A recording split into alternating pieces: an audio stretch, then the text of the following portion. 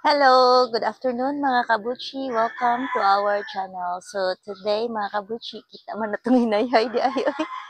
So we're still on week number 23 of year 2025 mga kabuchi. For today, I already have 3 vlog entries and this one is the third mga kabuchi.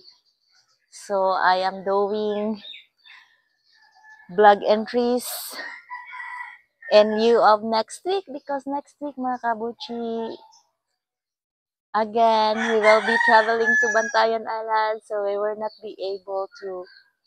Hala, uy, nice lagi ang view diri, no? May pa diri, di ko nagpa-picture. So, I'm with our variegated gigantum. This one is the sensation, the melaloni. There. Oh, ano yun?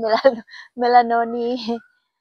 So, let's have few updates mga kabuchi. So, right now, we are happy with our karang muna ito mga kabuchi.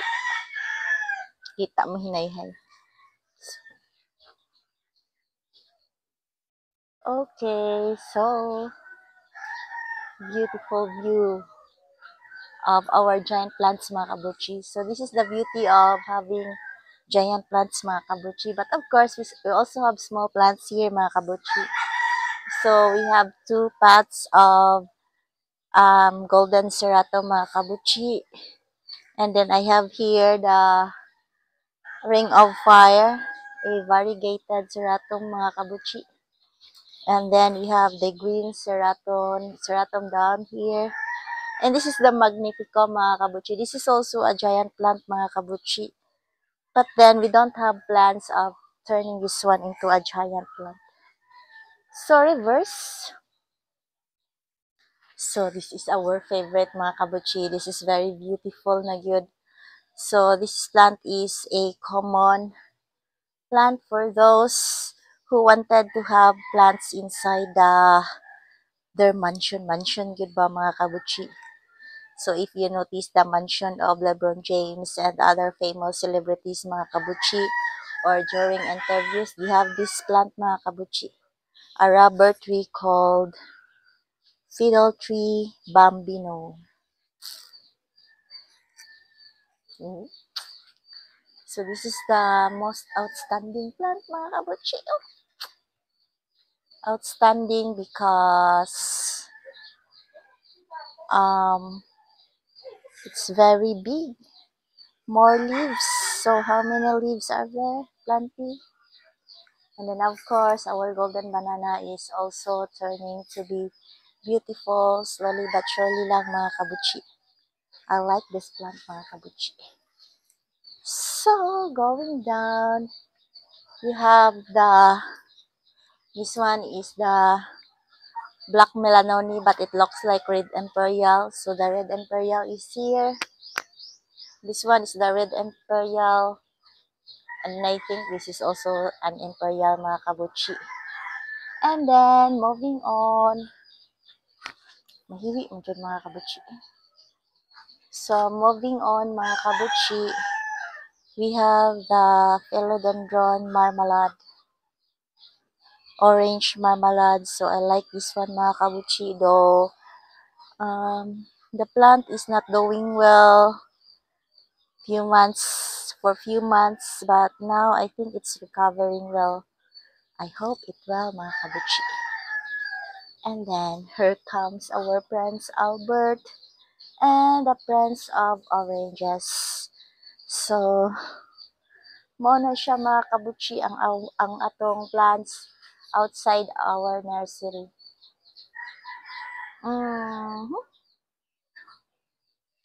So, I don't want to go inside na mga kabuchi.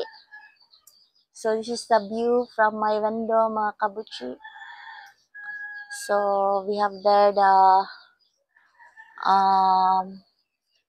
the silver splash philodendron mga kabuchi. Silver splash ra ba pa to?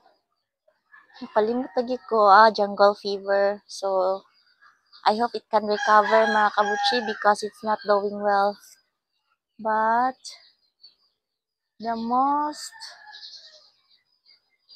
So this is my best view mga kabutchi, and what I like the most is the Atawa Ponce over there mga kabutchi. The one with the pink. Di ka mo kana siya. That's Ataba Ponce mga kabutchi, oh. So the one with this one. Oh, very beautiful Ataba Ponce. And of course, the Black Cardinal. What's okay, okay, okay. Oh, di ba ay nakita diha? Oops. That one, that's the Black Cardinal. Okay, then beside the Black Cardinal mga kabutchi, this one. Lagi ko maumutudlo using that one.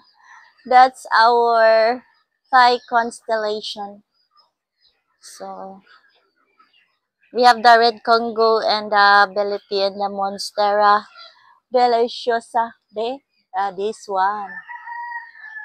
That one. That is the Monstera Deliciosa. And then beside it is the Kanasha. It's the Bellipi. And then the Red Congo is actually across this one. Oops.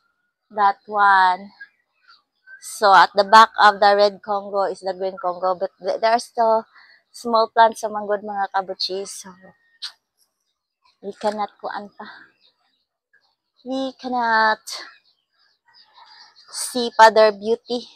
Once they mature mga kabutchi, you will see how beautiful they are. Just like the giant plants we have here. So very day ang best view, no? Kung mapapicture ko. Diba? So, okay. So, this is now the end of our video, mga kabutchi. So, I'm with our golden banana here. So, very beautiful. So, this is now the end of our video, mga kabutchi. Thank you for watching. Bye-bye.